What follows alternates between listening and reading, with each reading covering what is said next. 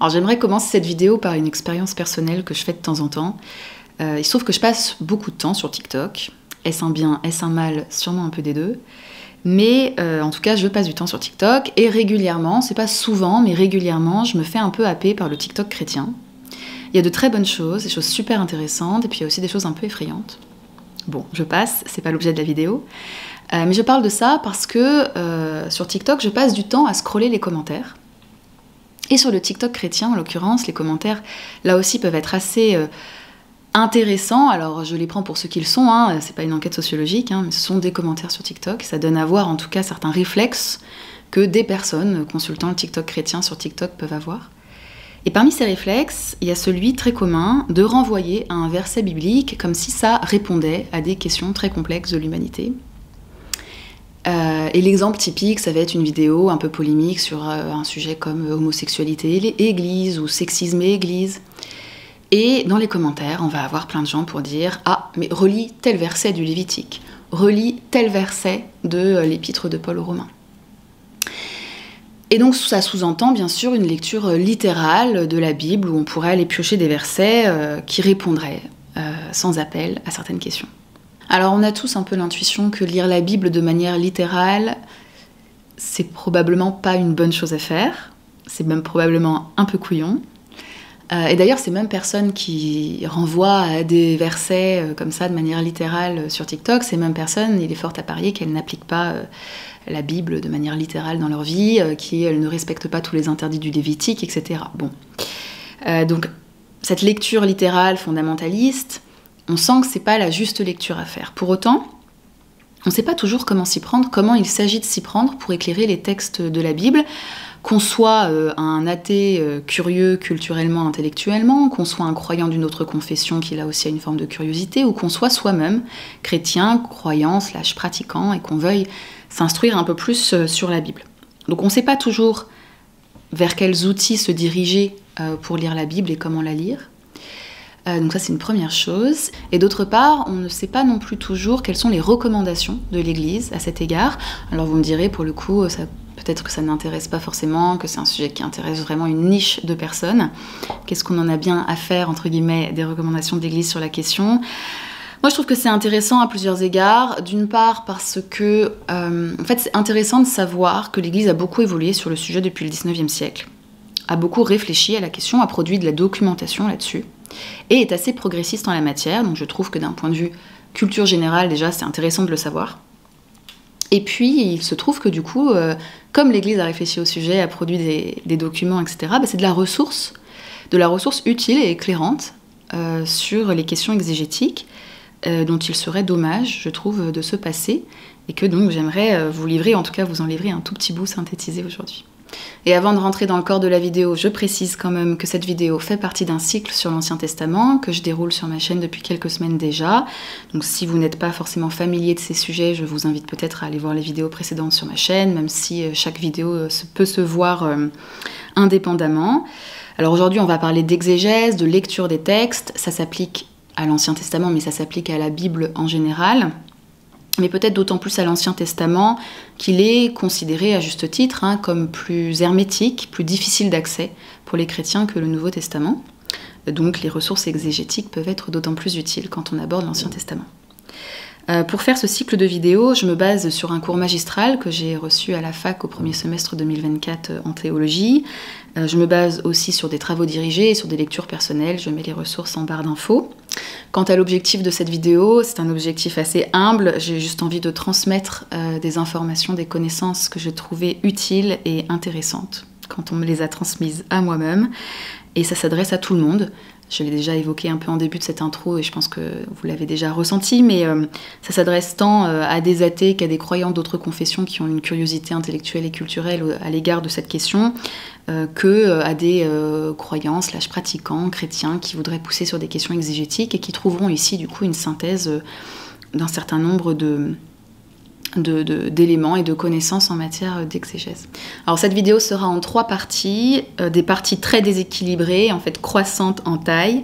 Je vais d'abord quand même faire une petite partie sur la définition même de ce qu'est l'exégèse, en revenant un peu sur les différents types de lecture qu'on peut faire de textes bibliques. Et évidemment, on peut lire la Bible sans faire de l'exégèse, donc je vais juste détourer un petit peu cette question.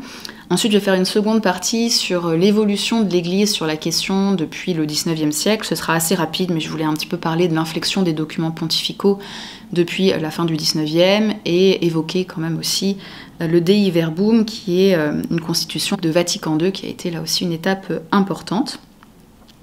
Et puis dans une troisième partie, qui sera en fait vraiment le corps de la vidéo, je vous partagerai une synthèse des recommandations actuelles du magistère de l'Église catholique sur la question exégétique, et je me baserai sur un document de 1993 de la Commission biblique pontificale qui explicite assez finement les recommandations et qui parcourt un peu tous les outils qu'on peut utiliser, les lunettes un peu qu'on peut chausser pour étudier les textes bibliques.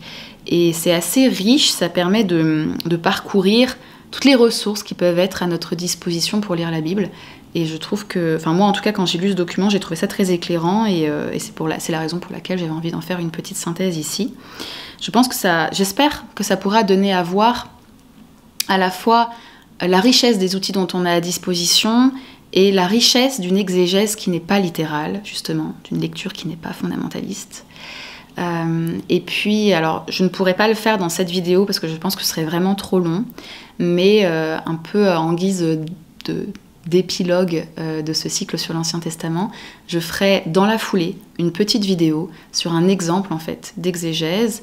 Je vais très probablement prendre la tour de Babel et ce sera une manière de quand même illustrer un petit peu ces techniques exégétiques, parce que cette vidéo-ci va être assez théorique, donc je trouvais que ça valait le coup aussi de l'illustrer, de l'exemplifier. Donc je commence tout de suite avec ma première petite partie, mais où je voulais replacer quand même l'exégèse, enfin définir l'exégèse et la replacer dans les différents types de lectures qu'on peut faire de la Bible. Parce que évidemment, et il faut peut-être le préciser en tout premier lieu, c'est pas parce qu'on lit la Bible qu'on doit faire de l'exégèse des textes bibliques. Il y a plein de manières de lire la Bible avec différents niveaux et différentes manières en fait d'aborder cette lecture. Et du coup, je me suis dit que je pouvais déjà lister quelques exemples de lectures où l'exégèse va être plus ou moins présente. Alors un premier type de lecture, ça peut être la lecture de la Bible qu'on fait de manière curieuse, simplement en prenant une Bible, en l'ouvrant et en lisant les textes. Et il peut y avoir des notes de bas de page ou non, et un contenu de notes de bas de page varié. Et en fonction effectivement de la manière dont on va l'aborder et des notes de bas de page et de la manière dont on va les lire, ça va être une lecture plus ou moins exégétique. Un autre type de lecture qu'on peut faire, c'est la lecture ou l'écoute des textes à la messe. Si on va à une messe, en début de messe, il y a un moment qu'on appelle la liturgie de la parole, où on va entendre, ou soit même lire si on est lecteur, des textes de l'Ancien et du Nouveau Testament. Et à ce moment-là, eh bien, on fait une lecture en général priante, puisqu'on est quand même dans un contexte de célébration eucharistique. Et à la suite de ces lectures, le prêtre va faire une homélie, qui peut être à dimension plus ou moins exégétique, l'homélie est un commentaire, certes, des textes qu'on vient d'entendre, mais sous l'angle que le prêtre choisit, sous les angles que le prêtre choisit. Un troisième type de lecture qu'on peut faire, c'est la lectio divina. Donc là, pour le coup, c'est une lecture priante, et elle peut être faite de différentes manières, mais dans tous les cas, il s'agit de lire le texte en priant avec sa foi. Et il y a des méthodes un peu formelles de le faire. Les typiques temps de la lectio divina, c'est d'abord la lectio, donc on lit le texte. D'ailleurs, en général, on a prié avant, mais bon, on lit le texte. Ensuite, la méditatio. Donc là, c'est un moment de méditation, effectivement, de retour sur le texte et sur soi, où on ne cherche pas à faire une exégèse, mais on cherche plutôt à réfléchir à comment le texte résonne en nous et comment on le lit à sa propre vie. Ensuite vient l'oratio, où on va dialoguer avec Dieu sur ce texte. Et enfin, la contemplatio, où on est censé laisser Dieu s'exprimer, où on se tait et où on ouvre un peu son esprit à Dieu sur base effectivement de cette lecture qu'on vient de faire. Donc cette lecture priante, elle n'est pas exégétique et pourtant, au travers de cette dimension priante et de la couche de foi qu'on va mettre sur la lecture, eh bien, elle nous fait aussi accéder finalement au texte et à son message. Et puis enfin, un quatrième type de texte, ça va être la lecture vraiment faite avec une démarche exégétique, mais elle peut être faite de plein de manières différentes. On peut faire de l'exégèse à tout niveau, on peut en faire seul dans sa chambre en consultant des bouquins ou des bibles de travail où il y a effectivement des commentaires. On peut faire ça dans un groupe, dans une paroisse ou dans une salle de classe. On peut faire ça pendant effectivement 5 ans parce qu'on fait une thèse sur 4 versets de la Genèse. Bon, il y a plein de manières effectivement de faire de l'exégèse. Et aussi on peut en faire avec ou sans foi. On peut faire de l'exégèse en sciences religieuses et on peut faire de l'exégèse en théologie. Donc bref, dans tous les cas, je voulais donner à voir un petit peu que beaucoup de lectures sont possibles. L'exégèse fait partie des manières d'aborder un texte biblique, mais n'est pas la seule manière d'aborder les textes. Et donc si on doit définir l'exégèse, moi je me suis notée, l'exégèse est l'étude approfondie et critique d'un texte. Son but est de déterminer ce que l'auteur voulait dire ou transmettre à ses destinataires. Et on peut peut-être rajouter aussi que, effectivement, dans le langage courant, le mot exégèse s'applique particulièrement au domaine religieux. Il se trouve qu'il peut être employé dans d'autres domaines. Il me semble que dans le domaine juridique, on peut aussi parler d'exégèse. Mais c'est vrai que dans le domaine religieux, eh bien, il y a d'autant plus besoin, d'exégèse que les textes dont on parle sont à la fois très vieux, parfois cryptiques, allégoriques, et que parallèlement ils sont très lus et que beaucoup de gens basent leur foi, leur éthique, etc. sur ces textes, d'où le besoin particulier de creuser ces textes, d'essayer de les comprendre et d'en faire donc une exégèse. Donc je ne passe pas plus de temps sur les questions de lecture et sur la définition de l'exégèse, ça avait vraiment juste une vocation introductive. Et je rentre tout de suite dans ma deuxième partie sur l'évolution de la position du magistère de l'Église catholique sur la question exégétique depuis le XIXe siècle. Parce que je trouve que c'est assez intéressant, effectivement, d'avoir cette historique en tête, ne serait-ce que par culture générale. Et avant de rentrer dans les différents documents qui ont été publiés et les inflexions, je voulais peut-être rappeler que la question de l'interprétation des textes bibliques, elle date pas d'hier. C'est pas comme si pendant 19 siècles, on avait lu la Bible de manière littérale et qu'au XXe et au XXIe, on s'était soudainement réveillé en se disant « Tiens, ce sont des textes qu'il faudrait quand même peut-être chercher à interpréter et à comprendre ». La question de l'interprétation de la Bible, elle apparaît déjà dans la Bible elle-même. Un typique passage intéressant de la Bible à lire sur la question, c'est le chapitre 8 des Actes des Apôtres. C'est Philippe et l'Éthiopien. Donc je vous lis un morceau. Donc Philippe rencontre un Éthiopien qui est en train de galérer avec un texte de l'Ancien Testament, avec un texte d'Isaïe. Et Philippe lui dit « Comprends-tu vraiment ce que tu lis ?» Réponse de l'Éthiopien. « Et comment le pourrais-je, répondit-il, si je n'ai pas de guide ?» Et il invita Philippe à monter s'asseoir près de lui, et voici le passage de l'Écriture qu'il lisait, nanana. Donc on voit déjà, effectivement, dans le Nouveau Testament, que en fait, les apôtres accompagnent les gens à lire les textes de la Bible, à les interpréter, à les comprendre. Alors évidemment, le problème, c'est d'autant plus accentué avec l'écoulement du temps, quoi. Mais évidemment, la question n'est pas seulement celle de l'interprétation en soi, mais de la manière d'interpréter. Quels outils on utilise pour interpréter les textes, quel statut on donne aux textes, est-ce qu'on se donne la possibilité d'une démarche critique vis-à-vis des textes bibliques, est-ce qu'on se donne la possibilité d'utiliser les outils mis à disposition par les sciences humaines sur les textes bibliques? Voilà les questions plutôt qui se sont posées à partir du XIXe siècle. Et si vous avez vu ma précédente vidéo sur l'historicité des textes bibliques, vous avez vu que des réflexions se sont progressivement développées depuis, en fait, à partir du XVIIe, mais de manière plus intensive au XIXe et surtout au XXe siècle, qui ont permis effectivement d'utiliser les sciences humaines pour mieux comprendre la manière dont les textes bibliques se sont composés, dans quel contexte ils ont été composés, comment ils se sont composés, recomposés, comment on peut aujourd'hui mieux les comprendre aussi en utilisant différentes sciences humaines et différents outils. Et tout ça, en fait, il a fallu que l'exégèse l'intègre progressivement, et l'Église elle-même, du coup, à intégrer ces éléments progressivement dans ses recommandations exégétiques. Et donc si on doit citer quelques documents clés qui montrent un peu l'inflexion de l'Église dans la matière, on peut d'abord citer Providentissimus Deus de Léon XIII en 1893. Donc pour le coup, c'est la première fois qu'un pape traite des études bibliques et de l'exégèse, déjà dans un document officiel. mais c'est encore très timide dans cette encyclique, puisque le pape s'inquiète quand même des rationalistes, entre guillemets. Mais l'inflexion se fait peut-être vraiment beaucoup plus marquante au moment de Divino Afflante Spiritu de Pie XII en 1943. Et là, cette encyclique, effectivement, marque un tournant. Elle encourage vraiment la critique textuelle et la méthode historico-critique dans l'approche de l'Ancien et du Nouveau Testament. Et enfin, on a la constitution dogmatique Dei Verbum du Concile Vatican II en 1965, qui, là en l'occurrence, est vraiment un peu le texte de référence aujourd'hui, même s'il est très court et qu'ensuite, il y a d'autres documents pontificaux en fait, qui permettent de largement développer sur les questions exégétiques. Mais il fonde, on va dire, les recommandations magistérielles exégétiques. Et j'aimerais en fait évoquer un peu plus en détail, en synthèse, mais quand même, évoquer un peu Dei Verbum, donc cette fameuse constitution dogmatique du Concile Vatican II, mais pour ça, il faut peut-être que je fasse quand même une parenthèse sur Vatican II. Enfin, c'est pas obligatoire de faire une parenthèse sur Vatican II, mais en fait, c'est un événement tellement marquant pour l'Église, Vatican II, et en même temps, c'est assez méconnu. Je me dis que ça peut être l'occasion ici d'en parler. Je ferai pas une vidéo à ce propos parce que, enfin, je sais pas.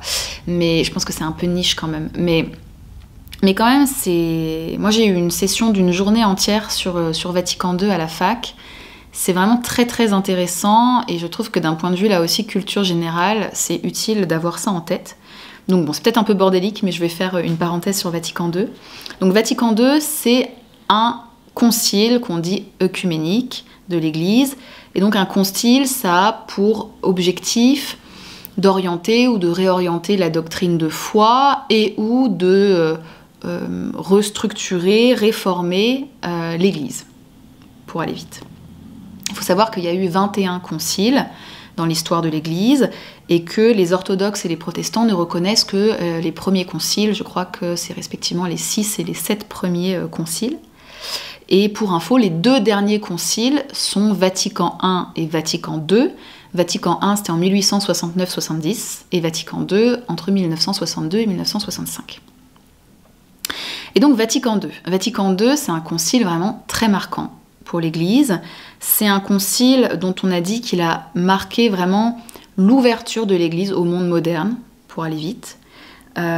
C'est un concile qui a pleinement intégré, on va dire, les progrès scientifiques de son temps et qui a accueilli aussi la sécularisation croissante de la société, qui n'en a plus fait le déni, quoi.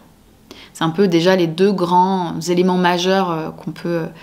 ce que je vous fais, c'est vraiment... Je vous trace le truc à très gros traits, donc désolée pour ça, et pour les spécialistes de Vatican II, j'espère que vous ne serez pas choqués, mais c'est pour donner vraiment des grands éléments. Alors, il faut savoir que Vatican II a fait du remous, parce que pour le coup, c'est vraiment, il y a un avant et un après Vatican II, c'est très marquant, et donc forcément, ça peut faire polémique. Et certains ont trouvé que Vatican II n'était pas assez progressiste, d'autres l'ont trouvé beaucoup trop progressiste et ne reconnaissent toujours pas Vatican II. Mais en tout cas, voilà, c'est un concile très important qui a bougé des choses et dont on continue de vivre en Église la réception, parce qu'un concile, effectivement, se tient sur un certain nombre d'années, en l'occurrence là entre 1962 et 1965, ça produit beaucoup de réflexions et de documents, et ensuite... Il y a toute une réception aussi du concile qui se fait sur des décennies. Je crois que le pape François avait dit un concile se reçoit en un siècle. Bon, voilà. Mais c'est pour vous donner une idée aussi de tout ce qui peut relever de l'après-concile, quoi. Alors pour les personnes âgées qui ont connu avant Vatican II et après Vatican II, c'est le cas de mes grands-parents par exemple qui sont nés en 38 et en 40, un truc marquant pour eux qui a été très concret, c'est la modification de la liturgie. Parce que Vatican II marque la fin de la messe en latin, de la messe où le prêtre est dos à ses paroissiens. Ça marque aussi une modification dans la traduction du Notre Père, etc. Donc ça, c'est très concret, ça a été très marquant. Mais si on doit lister un peu les grands bouleversements de Vatican II, on peut citer effectivement, donc je disais déjà, l'ouverture aux questions scientifiques, au monde moderne, les modifications liturgiques que je viens d'évoquer. Liées à l'accueil de la sécularisation croissante, c'est le fait d'assumer pleinement la liberté religieuse des individus. Il y a eu une forte restructuration aussi de l'organisation de l'Église et une plus grande place faite aux laïcs dans l'Église, dans la liturgie. Puis d'ailleurs, c'est aussi la remise en place des diacres qui n'existaient plus avant Vatican II, même s'ils avaient existé par le passé. Et puis, sur le plan, on va dire, plus théologique, c'est un retour un peu aux sources et des réflexions nouvelles sur les questions de révélation. Donc là, pour le coup, je ne peux pas vraiment entrer dans les détails parce qu'il faudrait se lancer dans toute une vidéo ou tout un cycle même. Mais si on doit retenir un peu l'essentiel, c'est un peu au retour au kérigme, à l'essentiel de la foi chrétienne. Et donc, dans ce contexte de Vatican II, Dei Verbum fait partie des constitutions, des documents produits par Vatican II.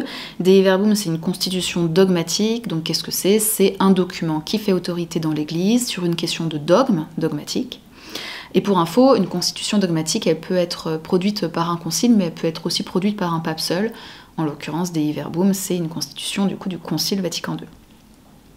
Alors, le titre est en latin, Dei Verbum, mais si jamais vous avez quelques notions de latin, vous savez que ça veut dire le verbe de Dieu ou la parole de Dieu. Donc, Dei Verbum va traiter des questions de révélation et de parole divine, et donc notamment des questions des textes et de la Bible.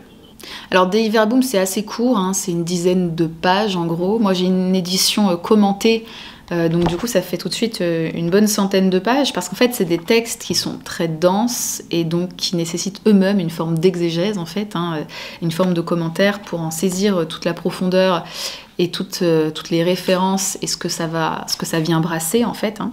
Alors, sur les apports de Dei Verbum, je reviens très très rapidement, mais je pense que c'est assez intéressant parce que ça fonde quand même pas mal ensuite les recommandations d'exégèse du magistère. Dans le chapitre 1, Dei Verbum traite de la révélation en soi en tant que spécificité de la foi chrétienne, et pour le coup, ça marque un tournant historique sur les réflexions sur la révélation. C'est très intéressant en soi, mais pour le coup, là, c'est vraiment pas l'objet. Si je me lance là-dedans, ça va prendre 30 ans. Mais pour info, la révélation est traitée dans le chapitre 1. Et donc dans le chapitre 2, on traite de la transmission de cette révélation. Et ça traite du coup d'abord du statut des textes dont on essaye de clarifier dans Dei Verbum qu'ils sont à la fois inspirés de Dieu et écrits par des hommes. Je vais vous lire le passage, du coup c'est le paragraphe 11, Inspiration et vérité de la Sainte Écriture. Les réalités divinement révélées que contiennent et présentent les livres de la Sainte Écriture y ont été consignées sous l'inspiration de l'Esprit Saint. Je passe un morceau. Pour composer ces livres sacrés, Dieu a choisi des hommes auxquels il a eu recours dans le plein usage de leurs facultés et de leurs moyens, pour que, lui-même agissant en eux et par eux, il misse par écrit, en vrais auteurs, tout ce qui était conforme à son désir, et cela uniquement. Donc l'idée derrière, c'est de dire... À la fois, ces textes sont écrits par des hommes qui écrivent en tant qu'hommes et qui ne sont pas des bras articulés de Dieu, qui sont pleinement hommes au moment où ils écrivent, dans leur contexte, etc., et en plein usage de leurs facultés. Et en même temps, les textes sont inspirés de Dieu, inspirés par l'Esprit Saint, et donc ils transmettent le message exact et parfait que Dieu voulait transmettre.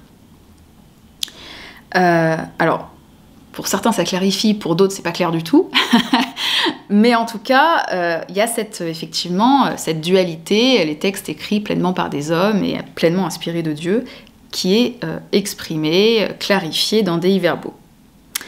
Et dans le paragraphe suivant, d'ailleurs, c'est paragraphe 12, il y a déjà des premiers éléments, des premières recommandations d'interprétation qui sont basées aussi sur ce statut des textes.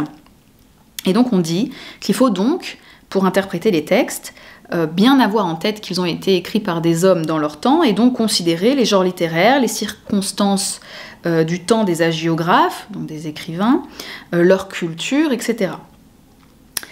Ensuite, dans le chapitre 4, la Constitution explique bien, rappelle bien l'importance de l'Ancien Testament pour les chrétiens, et l'unité entre l'Ancien Testament et le Nouveau Testament qui s'éclairent l'un l'autre.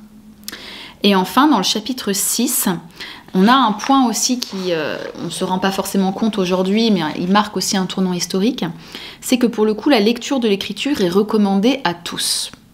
C'est-à-dire que, en fait, il faut savoir qu'avant Vatican II, les catholiques n'étaient pas forcément hyper incités à lire la Bible par eux-mêmes.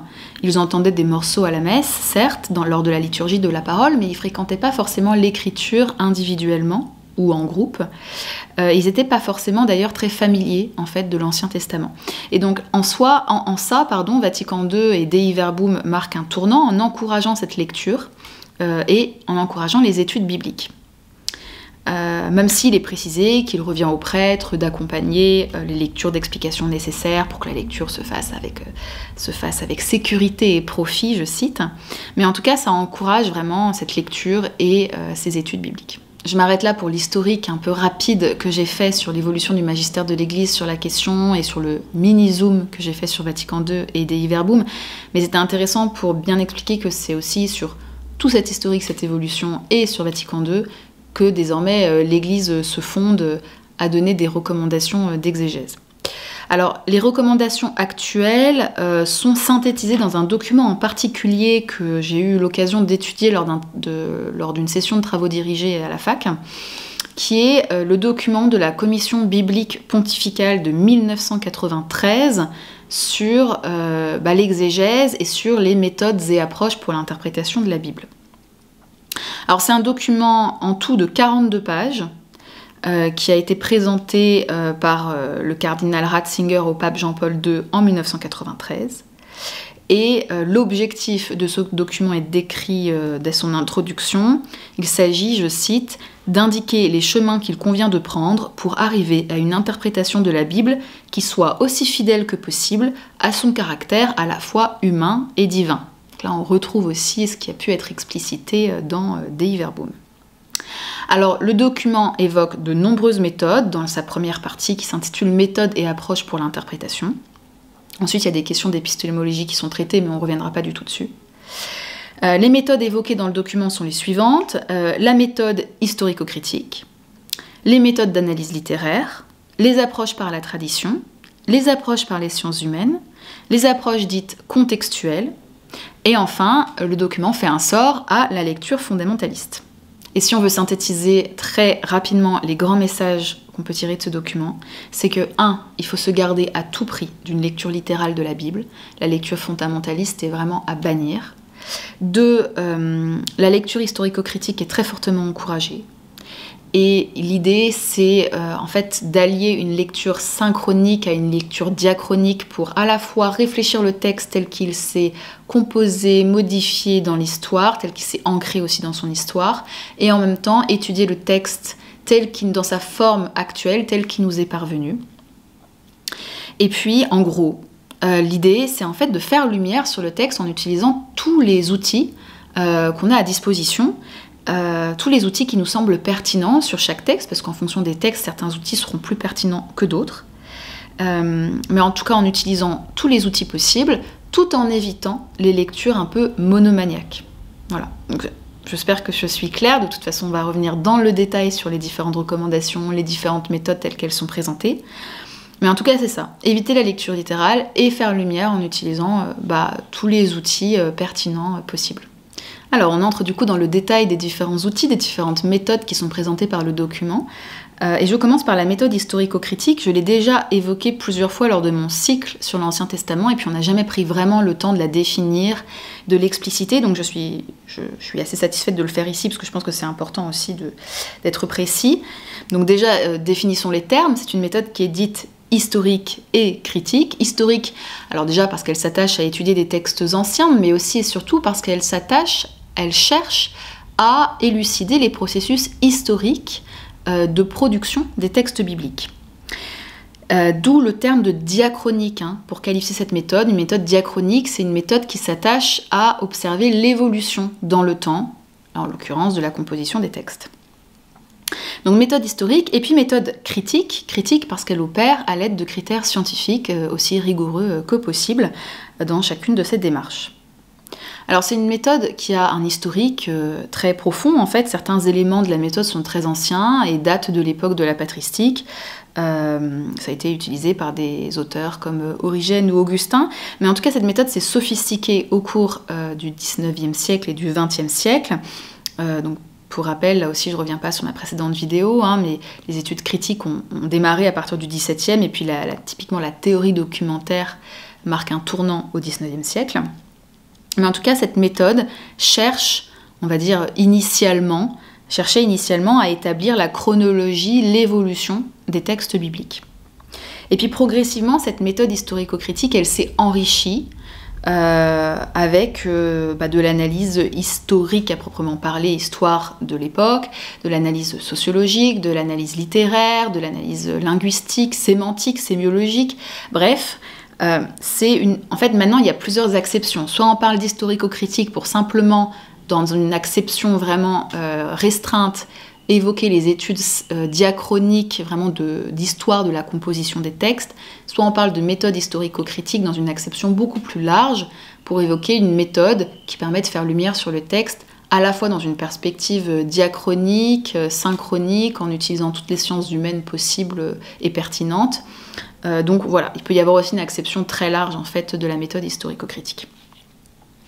En tout cas, juste peut-être pour préciser sur l'acception plus restreinte, sur vraiment l'étude diachronique des textes, il faut savoir que pour le faire, il y a différentes méthodes, mais en gros les méthodes sont croisées, mais on fait déjà de l'étude textuelle, de l'étude des manuscrits. Donc les experts en fait regardent les manuscrits dont ils disposent, les traductions anciennes, récentes, les citations des pères de l'Église ou des citations dans d'autres documents qu'on peut avoir à disposition. Et là l'objectif toujours est de comprendre comment le texte a évolué et d'essayer de se rapprocher autant que faire se peut d'un texte original. Les experts de l'étude diachronique font aussi de l'analyse linguistique, sémantique, parce que si vous voulez, on va retrouver ainsi des unités textuelles dans les textes. On regarde en fait la cohérence des textes, on trouve des doublets, des divergences irréconciliables, on va retrouver des styles particuliers, un vocabulaire particulier, c'est typiquement le vocabulaire, comment on nomme Dieu dans les textes, etc. Et donc ça permet de donner à voir les unités qui existent dans les textes, la manière dont ça s'est composé, recomposé, etc. Donc ça c'est l'acception vraiment très stricte de l'historico-critique, mais évidemment, en fait, dans une démarche historico-critique actuelle, en fait, une fois qu'on a fait ça, on ajoute de la critique littéraire, de la critique des genres, de la critique des traditions, d'une réflexion historique, archéologique, sociologique, comme je disais, et puis on regarde enfin le texte tel qu'il nous est parvenu dans sa rédaction finale pour en faire une étude synchronique cette fois. Mais là, pour le coup, je ne m'étends pas parce que le document par la suite revient sur toutes ces autres méthodes, ces autres outils qu'on peut mettre à disposition de l'étude des textes, donc j'y reviens après. En tout cas, sur l'analyse historico-critique, le document est très clair, elle est absolument indispensable, et pour être plus précise, en fait, ce que le document dit, c'est que l'analyse diachronique est extrêmement utile pour saisir ce dynamisme historique des textes, pour les comprendre pleinement dans la manière dont ils sont composés et pour du coup mieux en comprendre le message. Et le document donne plein d'exemples sur le fait que sans cette étude diachronique, eh bien, on serait passé à côté de compréhension, d'interprétation fondamentale. Et en même temps, ça ne se suffit pas en soi que cette étude diachronique, elle a des limites. D'une part, elle peut sembler un peu destructrice, entre guillemets, du texte. Ça peut être un peu déroutant parce que ça disloque un petit peu tout ça et on peut un peu s'y perdre. Et puis, deuxièmement, c'est assez difficile d'accès au grand public, évidemment. On n'ouvre pas une Bible comme ça en néophyte en se disant « je vais faire de l'étude diachronique ». Mais en tout cas, ce prisme d'analyse apparaît comme absolument essentiel pour bien comprendre les textes et du coup avoir des documents qui nous permettent et des études en fait auxquelles on peut se référer qui nous permettent d'avoir cet accès-là est assez indispensable. Et parallèlement, cette étude diachronique, elle est indissociable d'une étude synchronique. Donc synchronique, c'est l'étude qui considère le texte dans sa version finale. On étudie le texte vraiment dans sa version qui nous est parvenue. Et là aussi, c'est indispensable parce que du coup, c'est considéré comme le texte qui nous est parvenu, l'expression de Dieu telle qu'elle nous est parvenue. Et donc, le document insiste sur en fait cette complémentarité entre l'étude diachronique et l'étude synchronique. Alors le document évoque ensuite toutes les méthodes d'analyse littéraire qui peuvent nous aider à éclairer les textes bibliques, il y en a beaucoup. Le document se concentre en particulier sur les analyses narratives, les analyses rhétoriques et l'analyse sémiotique. Alors l'analyse narrative, ça apparaît effectivement un outil très utile étant donné que beaucoup de textes bibliques sont des récits. Donc ce serait dommage de se passer des outils de l'analyse narrative pour les étudier. Donc là en l'occurrence je vous passe les détails, mais on va s'intéresser à la focalisation, on va s'intéresser à la manière dont sont construits les récits, à distinguer l'auteur implicite de l'auteur réel. On va regarder effectivement comment ces récits sont construits à la lumière de l'analyse narrative. Ensuite, il va y avoir tout ce qui est analyse rhétorique, parce qu'on prend acte que les textes de la Bible sont des textes à fonction avant tout de communication, des textes qui visent la persuasion. Et donc c'est assez intéressant de faire lumière sur nombre de textes par les analyses rhétoriques, parce qu'on va pouvoir ainsi mieux comprendre comment, par le contexte d'énonciation, par la situation du texte, par les différents outils en fait, que l'auteur va utiliser, comment il cherche à exercer une action sur son auditoire. Et puis enfin l'analyse sémiotique que le document évoque. Alors l'analyse sémiotique, là on entre dans des considérations un peu techniques, mais en gros l'idée c'est un peu le principe d'immanence, c'est-à-dire que chaque texte forme un tout de signification. Et chaque texte, et puis aussi la Bible dans son ensemble, et donc on a un principe de structure du sens, et on va comprendre le sens des mots et des textes dans leur contexte. Et donc du coup ça revient un peu à établir des réseaux de signification internes, de comprendre les oppositions, les homologies, les renvois, etc. pour mieux comprendre aussi les textes, les morceaux de texte dans leur contexte. Et en fait, en ça, aller chercher des outils de l'analyse sémiotique, de grammaire des textes, etc., ça va là aussi éclairer très souvent le sens des textes bibliques. J'entre dans le troisième bloc sur les approches basées sur la tradition, et ici il y a 3 éléments qui sont évoqués par le document. D'abord l'approche canonique, là l'idée c'est de ne pas couper un texte de l'ensemble de la Bible, et donc d'étudier le texte à la lumière du canon biblique. Et là en fait certains considèrent le canon final, d'autres considèrent le processus canonique, d'où l'idée d'aller parfois se référer aux apocryphes, etc.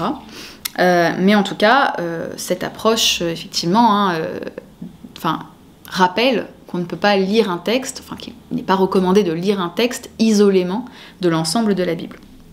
Ensuite, il y a l'approche par le recours aux traditions juives d'interprétation, qui est relativement récent en fait dans le monde chrétien, et qui prend en fait acte du fait que l'Ancien Testament a pris sa forme finale dans un contexte juif du 3e, 4e, 5e siècle avant Jésus-Christ, que le Nouveau Testament lui-même a trouvé, que le milieu d'origine du Nouveau Testament et de l'Église naissante était aussi le judaïsme de l'Antiquité. Et donc en fait la littérature juive extra-canonique redevient une source éclairante pour lire la Bible, et les commentaires en fait, il y a de plus en plus de références à l'exégèse juive dans les commentaires chrétiens. Et enfin, 3e point sur ces approches basées sur la tradition, il y a l'approche par l'histoire des effets du texte. L'idée, c'est de prendre en compte la réception au travers de l'histoire des textes bibliques pour éclairer leur sens. Et donc, c'est assez intéressant d'aller regarder en fait ce qu'ont dit les lecteurs successifs des textes, les commentaires qui ont été produits au cours de l'histoire pour éclairer les textes. J'entre dans le 4e bloc, l'approche par les sciences humaines. Alors tout ça est très superficiel, je fais un catalogue un peu des approches sans rentrer dans le détail dans chacune d'entre elles, mais l'idée est plutôt de montrer la richesse de la multiplicité des approches, plutôt que d'être très détaillé. Donc dans les approches par les sciences humaines, le document cite 3 approches. L'approche sociologique, l'approche par l'anthropologie culturelle, je mets des guillemets, parce que c'est un peu une distinction propre au document, et que le document d'ailleurs explicite et considère comme tel.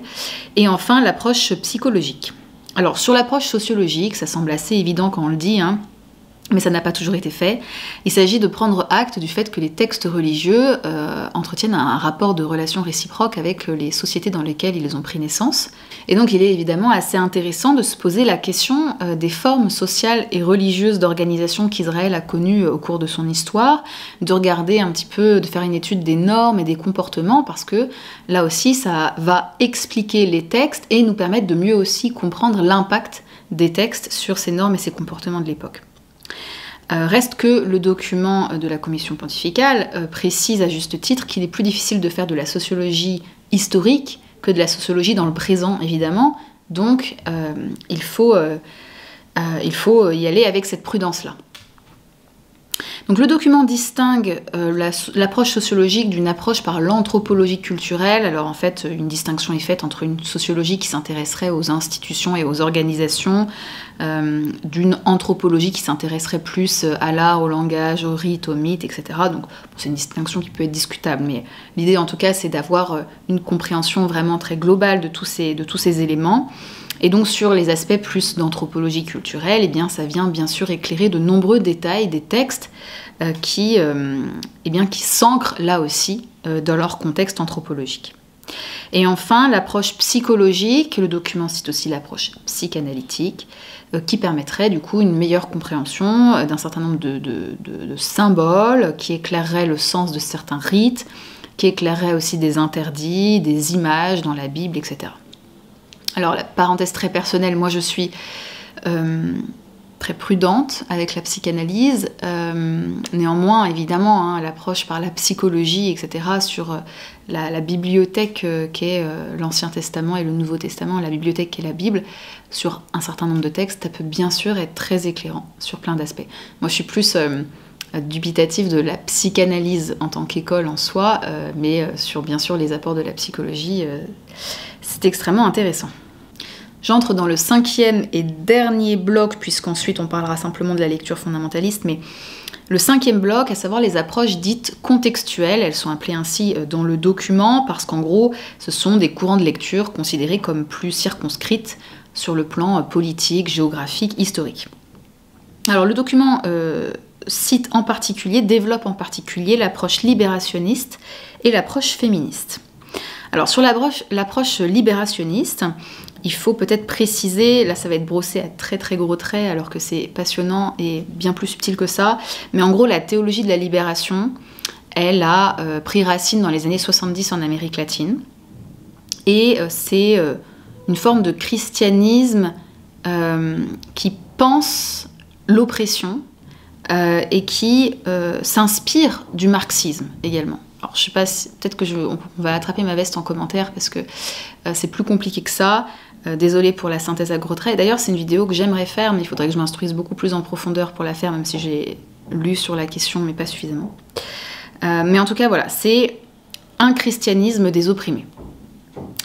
Et donc, concernant l'exégèse, du coup, le principe est le suivant. On part d'un présupposé, c'est que Dieu est le Dieu des pauvres, qui ne tolère pas l'injustice et l'oppression, et qui se manifeste dans l'histoire pour sauver son peuple. Et donc à partir de là, l'exégèse ne peut pas être neutre. Elle doit forcément prendre parti dans un combat pour la libération des opprimés. Et l'idée, c'est que cette lecture située fait apparaître des sens qui n'apparaîtraient pas sans cette situation, sans ce contexte de lecture, de solidarité en fait effective avec les opprimés. Alors c'est vraiment passionnant et moi ça me parle beaucoup. Dans le document de la commission pontificale, il est dit que cette approche est considérée valide et féconde dans l'Église entière, mais le document, et là je le cite, évoque des risques de cette lecture engagée, en ce sens qu'elle pourrait être provisoire, qu'elle pense une eschatologie terrestre avant tout. Et alors, c'est une mini-phrase, je ne sais plus comment c'est évoqué, parce que c'est évoqué avec beaucoup de diplomatie, mais en gros, on sent que dans le document, on s'inquiète un petit peu de l'inspiration marxiste. Voilà. En tout cas, moi, c'est une approche que je trouve vraiment très passionnante et que j'ai très envie de creuser. Et si je la creuse, effectivement, j'en ferai très probablement une vidéo. Et donc, la deuxième approche évoquée est l'approche féministe, ou plutôt les approches féministes, qui ont pris naissance dès le 19e siècle aux États-Unis, qui se sont là aussi fortement développées dans les années 70 en Amérique du Nord. Et le document fait une typologie de ces approches sous forme de 3 grands blocs. Alors pour le coup, je suis pas du tout experte de tout ça, alors que c'est des sujets qui m'intéressent énormément et que j'avais l'intention de creuser de toute façon à un moment ou à un autre. Donc je les creuserai. Là, pour l'instant, je vous livre ce que le document présente, mais forcément, c'est un prisme qui est un prisme du magistère de l'Église catholique. Donc je vous le livre tel qu'il présente les choses, mais ce sera intéressant d'aller aussi, évidemment, consulter des sources féministes. Alors, la typologie telle qu'elle est présentée évoque 3 formes d'approche féministe. La forme radicale, qui refuse totalement la Bible parce qu'elle a été produite par des hommes pour perpétuer la domination de l'homme sur la femme. L'approche néo-orthodoxe qui accepte la Bible et son étude dans la mesure où elle prend parti pour les faibles et donc aussi pour les femmes. Donc en ça, il y a des recoupements avec l'approche libérationniste. Et enfin, la forme dite critique, qui cherche à redécouvrir la position et le rôle de la femme chrétienne à l'époque de Jésus et dans les premiers siècles de l'Église. L'idée, c'est qu'il y aurait eu à l'époque une approche parfaitement égalitariste, mais qui aurait été masquée dans les écrits du Nouveau Testament et par la suite, et par l'usage de l'historico-critique, des travaux féministes, de la sociologie, etc. On peut refaire lumière sur tout ça. Alors, le document de la Commission biblique pontificale, là aussi, est assez progressiste. Moi, je ne me rendais pas compte de la manière dont l'Église se positionnait là-dessus, mais il est dit que l'exégèse féministe a produit de très nombreux apports positifs, a permis de nombreuses corrections interprétatives. Ils disent que ça a permis plus généralement une meilleure compréhension de Dieu, qui serait en fait père et mère et pas seulement père. Mais voilà, ils mettent quand même de manière très floue, ils mettent une prudence un peu sur cette approche qui, disent-ils, est fondée sur un parti pris et donc peut se laisser contester et reste politiquement située. Bon.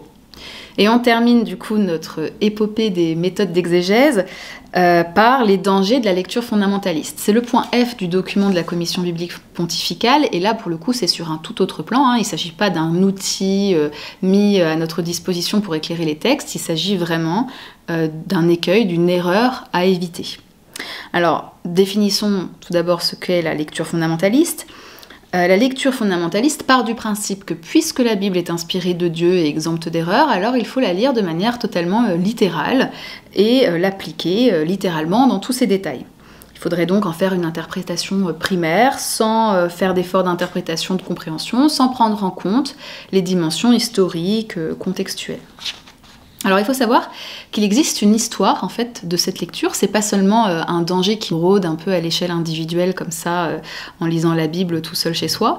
Il existe une histoire de cette lecture et le document évoque en particulier un congrès en 1895 qui s'est tenu dans l'État de New York et a défini 5 points du fondamentalisme, se définissant ainsi en sauvegarde contre la méchante exégèse libérale et rationaliste. Alors, selon le document, le problème en fait de base de cette méthode, c'est déjà de refuser d'admettre que la parole de Dieu a été exprimée par des auteurs humains dans leur capacité pleinement humaine. Et donc, ça tend à considérer que le texte biblique aurait été dicté mot pour mot par Dieu et que les hommes n'auraient été simplement que des bras articulés. Et donc là, on revient à Dei Verbum, la constitution dogmatique de Vatican II, qui dit bien que certes, le texte est inspiré de Dieu, mais écrit par des hommes.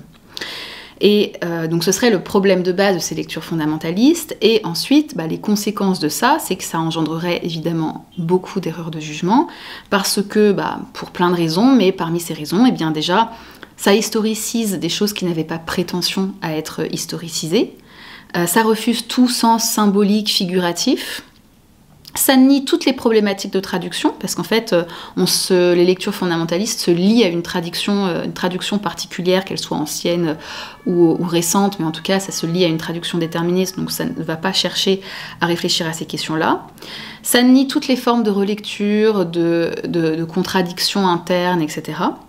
Et évidemment, je passe tout ce qui relève des questions contextuelles, des questions de recomposition du texte, des questions sociologiques, etc. Et je vous lis la conclusion du document sur la lecture fondamentaliste.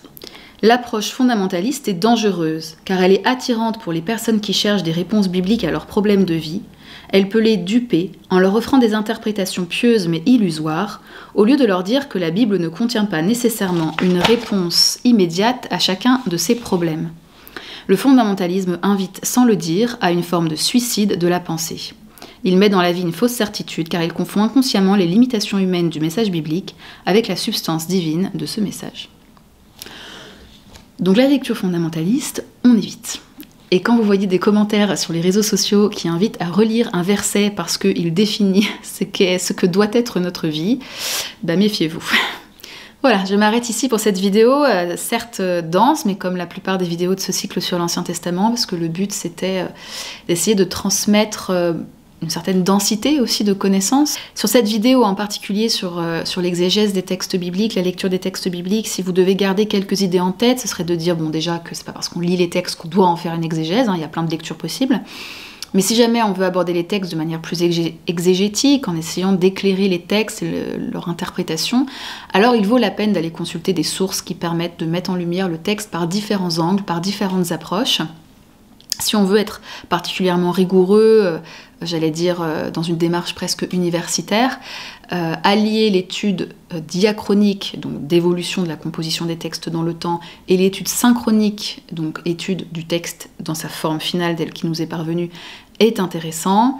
Avoir effectivement plein d'approches différentes, certaines approches seront d'ailleurs plus pertinentes que d'autres en fonction du texte qu'on veut étudier, hein, bien sûr, mais en tout cas, allier différentes approches en sciences humaines est vraiment là aussi très pertinent, et en même temps l'idée c'est d'éviter de plaquer une vision unique sur un texte.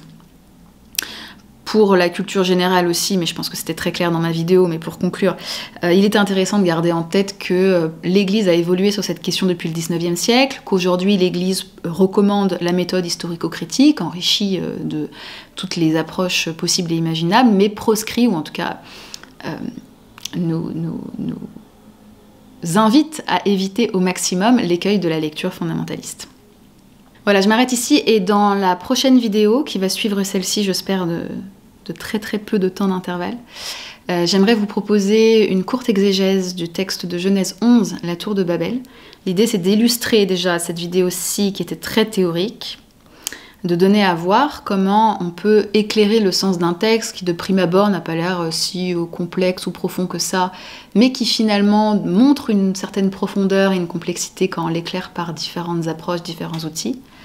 C'est une manière aussi de rentrer un petit peu plus dans la Bible, parce qu'on l'a parcouru au travers de ces différentes vidéos du cycle, mais on n'est pas non plus énormément rentré dans les textes en soi. Donc je trouve intéressant de le faire, et puis en plus j'ai de la ressource là-dessus parce que ça avait constitué 3 heures de TD au premier semestre, donc qui m'avait moi-même beaucoup intéressée, donc je suis contente de transmettre cela. Et donc cette vidéo sur la tour de Babel fera un peu office d'épilogue de ce cycle sur l'Ancien Testament qui s'arrêtera ici. En fait, j'ai à la fois l'impression d'avoir livré très peu de choses par rapport à tout ce que moi j'ai appris en cours, au cours de mes travaux dirigés et tout, et en même temps, voilà, ça fait une première synthèse dont il me semble qu'elle est assez accessible, disponible comme ça sur ma chaîne, et où j'ai l'impression d'avoir quand même d'être un petit peu rentrée dans certains sujets et de ne pas avoir été seulement trop superficielle, bon j'espère. Mais bon, il faut bien savoir s'arrêter à un moment donné, et puis j'ai envie de traiter d'autres sujets aussi, j'ai d'autres idées de vidéos en stock, même certains scripts qui sont faits, donc je serai contente à la rentrée de pouvoir aborder d'autres thèmes. Voilà, je vous souhaite un bon été, de belles vacances pour ceux qui en ont, et puis à très bientôt.